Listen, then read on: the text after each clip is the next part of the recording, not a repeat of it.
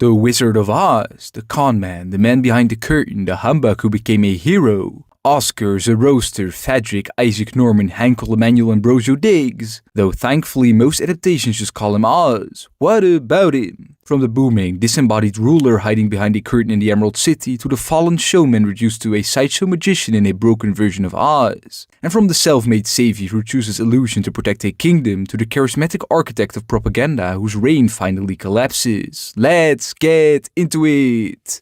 Please help your favorite average movie guy get to 1,000 subscribers by subscribing right now.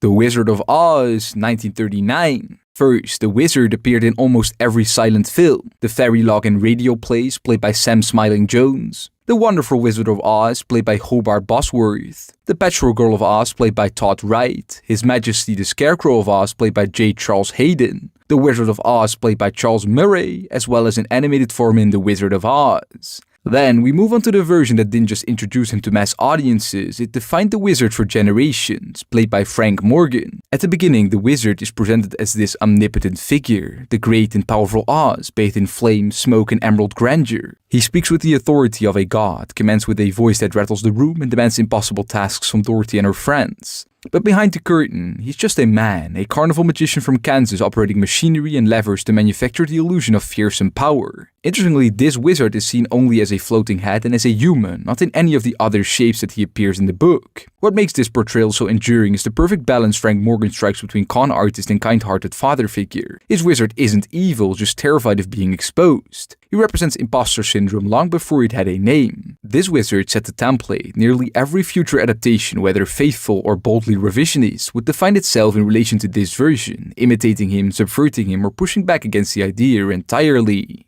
Oh, no, my dear, I'm a very good man. I'm just a very bad wizard. The Wizard of Mars, 1965. After appearing in Tales of the Wizard of Oz and Return to Oz, voiced by Carl Banyas, the wizard's next major transformation took him somewhere completely unexpected, outer space, played by John Carradine. The plot, which can be described as The Wizard of Oz on Mars, sees a spacecraft containing 4 astronauts crash land on Mars. The wizard is no longer a carnival showman behind a curtain, but a mysterious Martian ruler from a highly evolved Martian civilization. He appears as a disembodied head, tasking the astronauts with replacing a sphere in a giant clockwork mechanism which will restart time and allow the Martians to finally pass on. Where the original wizard represented false authority built on fear, this one clearly doesn't. The Wizard of Mars is important precisely because it breaks the mold so early. It proves that the wizard doesn't have to be a fraud or even human to function in the story. We cannot determine your purpose upon our world. 20th Century Oz, 1976. After appearing in Fantasia 3, played by Louis Prentice, Off to See the Wizard, voiced by Daws Butler, and Aisechik Vesihirli Gucheler Ruyalar Uke Sinde, played by Samal Concha, as Ken Kinzeka, the wizard next appeared in this Australian cult film, where he's reimagined as an androgynous glam rock superstar played by Graham Matters, draped in glitter, makeup, and theatrical costuming. This version of the wizard reflects the era's obsession with image. He's a performer first and foremost. His authority is entirely performative, built on stage presence and adoration. 20th Century Oz marks a pivotal transformation. It strips away fairy tale authority and replaces it with celebrity power. Though the film remains obscure, this glam rock wizard is one of the boldest reinterpretations of the character ever attempted. The Wiz, 1978. Next, the wizard appeared again, played by Richard Pryor. Just like in the original story, Dorothy and her friends went to find the wizard, here called the Wiz. But when they do, they find out that he is actually Herman Smith, a failed politician from Atlantic City, New Jersey. His rise to power in Oz begins not with destiny or deception, but with absurd misfortune. While flying in a balloon to promote his campaign for city dog catcher, Herman is caught in a storm and transported to Oz, where his arrival is immediately mistaken for a sign of greatness. Pryor's portrayal leans heavily into anxiety, insecurity, and improvisation. The wizard's authority is propped up by machines, projections, and smoke, echoing the 1939 film. What sets the Wiz apart is how clearly it connects the wizard's fraudulence to real-world systems of power. Herman Smith isn't a sorcerer or even a showman, he's a politician. And yet, the film doesn't vilify him. Herman is ashamed of his deception, openly admits his failures, and ultimately leaves Oz not in triumph, but in humility. By grounding the wizard in political failure and accidental power, the Wiz transforms him from a magical illusion into a mirror, reflecting the fragile, performative nature of authority itself. Incompetent! Ozu no Mahōtsukai, 1982. After appearing in Thanksgiving in the Land of Oz, voiced by Sid Caesar, this Japanese animated film brings the character back into the realm of myth and illusion. Voiced by Kazuo Kumakura in Japanese and Lauren Green in the English dub, this wizard leans heavily into spectacle. When Dorothy and her friends finally arrive at the Emerald City, the wizard refuses to meet them as a group. Similar to the original book, instead he summons each of them individually, using a different, carefully tailored illusion every time. To Dorothy, he appears as a large talking head. To the Scarecrow, he manifests as a beautiful winged lady. To the Tin Man, he becomes a monstrous creature resembling a rhinoceros. And to the Cowardly Lion, he appears as a roaring ball of fire. This sequence is one of the most visually inventive wizard portrayals ever animated, and it perfectly encapsulates his role in the story. Despite the grandeur, the wizard's motivations remain familiar. He agrees to grant each of them what they seek, but only if they defeat the Wicked Witch of the West. When the truth is eventually revealed that the wizard has no magic at all, the film treats the deception with surprising tenderness. Like Baum's original wizard, this version is a performer who learned to keep the show going because stopping would mean losing everything. When the people saw me come down from the sky and perform feats of magic, they believed I was a great wizard and made me their king.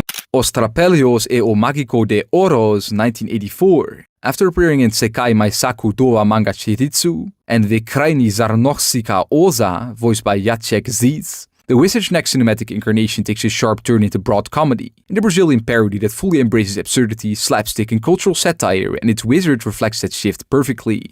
Played by Darry Reese, the Wizard of Oz is far less mysterious and far more openly ridiculous. In this version, the wizard sends the Trapalhões on their quest not to defeat a wicked witch, but to retrieve a water-spitting monster, in fact a giant faucet, a goal that ultimately undercuts the seriousness of the classic narrative. The task is dangerous, bizarre, and intentionally silly, transforming the wizard's traditional role as a quest giver into a comedic setup for chaos. Os Trapalhões e o Mágico de Oróz shows just how elastic the character had become by the 1980s. The wizard no longer had to carry thematic weight, he could simply be a comedic catalyst.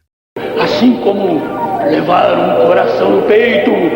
Ozu no Mahōtsukai, 1986 to 1987. This adaptation didn't just revisit the wizard's deception, it expanded it into full political and moral reckoning. Voiced by multiple actors in Japanese and by Vlasta Vrana in the English dub. It follows the familiar narrative we all know, but the series goes further. After everything takes place, Dorothy encounters him again in Kansas before her second journey to Oz. And it is later revealed that after the death of the King of Oz, the wizard actively removes Princess Ozma, the rightful heir, from power and handed her over to the witch Mombi. His motivation is clear and chilling, fear of losing the authority he had gained. This single act reframes everything about him. He is no longer just a humbug ruler who overstayed his welcome, he is somewhat of a usurper. Ozu no Mahōtsukai represents one of the most uncompromising portrayals of the character. It transforms the wizard from a whimsical fraud into a deeply flawed ruler whose fear of powerlessness caused lasting harm. Dorothy, would you please stop calling me that?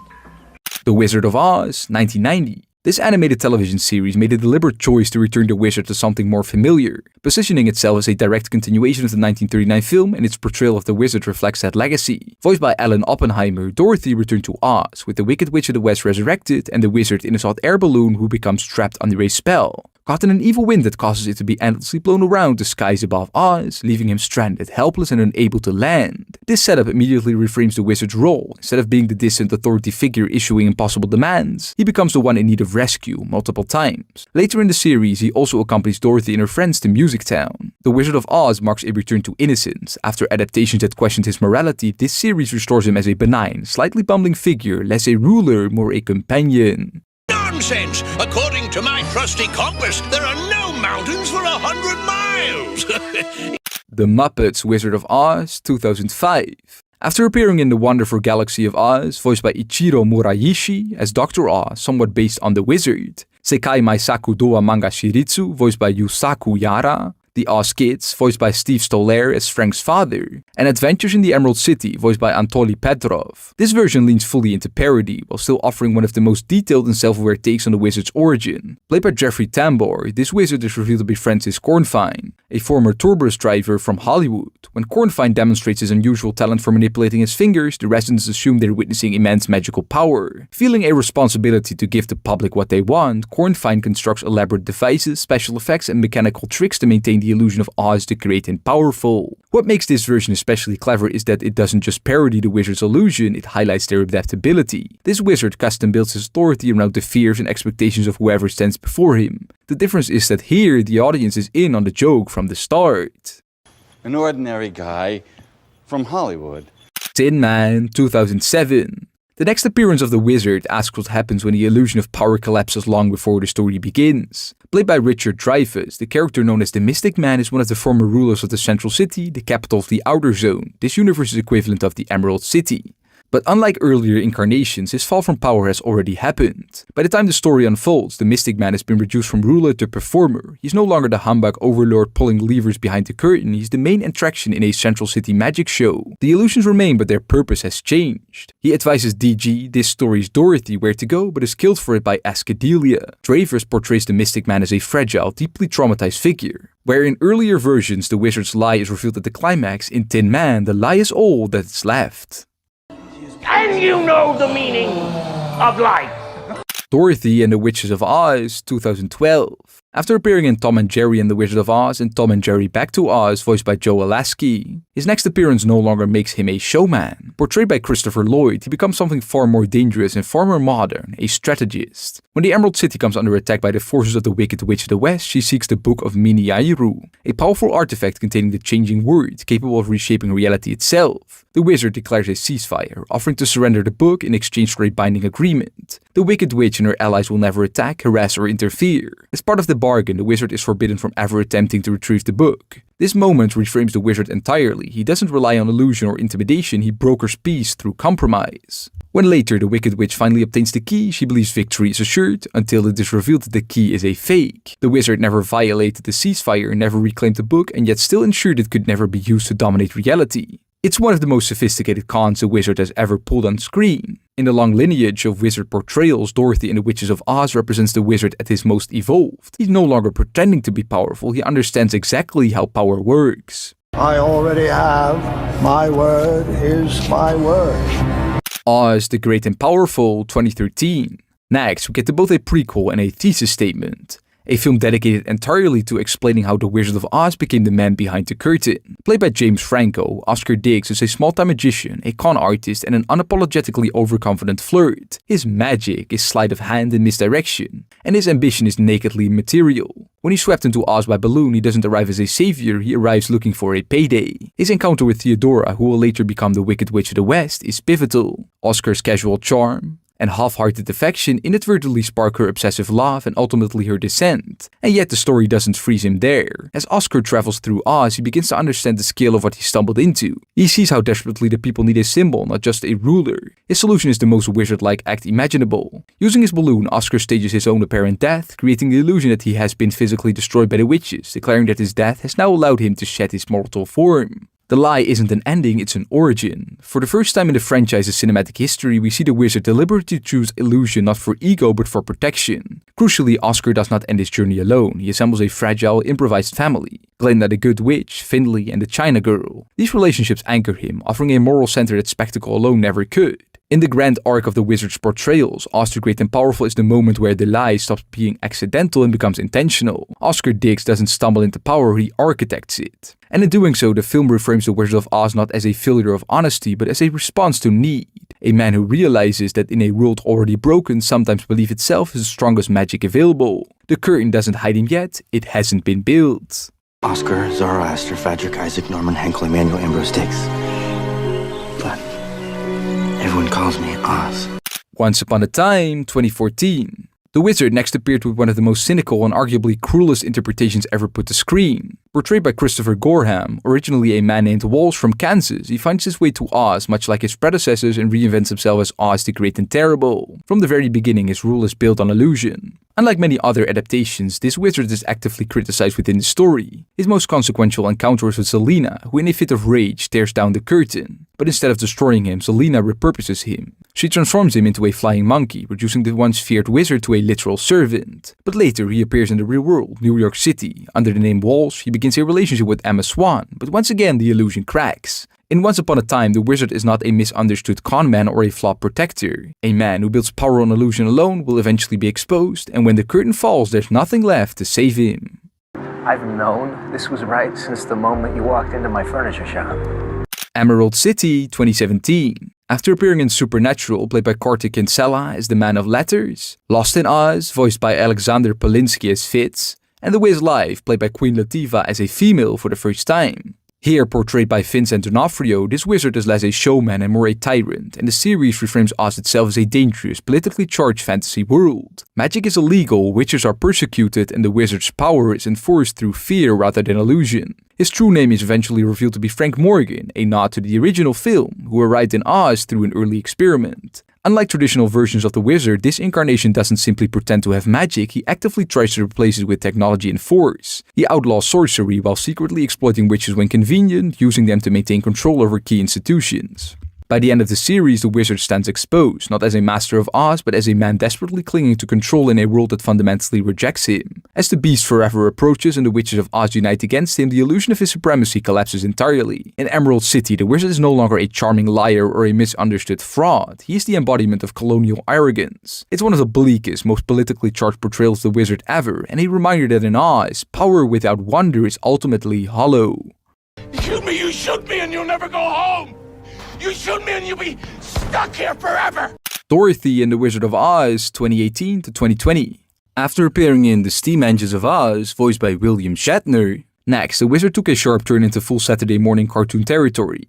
Voiced by Tom Kenny, a tornado carries his hot air balloon back to the land of Oz, but this time his goal is different. He doesn't want to pretend anymore. This wizard openly admits he wants to become a real wizard with genuine magical power. He thus visits the Wicked Witch of the West and actually ends up gaining her powers. Tonally, this wizard is played for laughs, but thematically he's deeply consistent with the character's long history. Once again, Oscar Diggs reaches for magic he hasn't earned, misunderstands its cost, and creates chaos in the process. It's a playful, self-aware take on the wizard, one that turns his greatest flaw into the engine for a cartoon misadventure, while still honoring the core truth that has followed him across nearly a century of adaptations.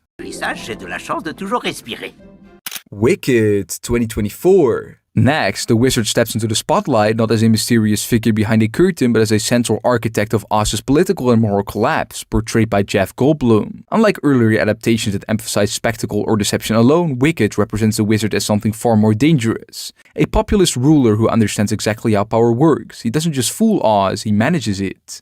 Under his rule, Oz becomes a place where propaganda replaces truth and where the marginalization of magical beings, particularly animals, is framed as progress and order. What makes this portrayal so effective is how likable he initially appears, but it becomes clear that this friendliness masks something colder. His relationship with Elphaba is the axis on which this version of the wizard turns. When he realizes the skill of her genuine magical power, he doesn't fear it, he wants to control it. He offers her legitimacy, influence and acceptance, but only if she agrees to serve his regime. When she refuses, she becomes the enemy, wickedness. In this story isn't inherent, it's assigned. In contrast, the wizard's relationship with Glinda is more insidious. He nurtures her ambition, rewards her obedience, and slowly molds her into the public face of goodness in Oz. Wicked frames the wizard not merely as a humbug or a flawed protector, but as a systemic villain. Someone whose greatest crime is not lying about magic, but building a world where lies become policy.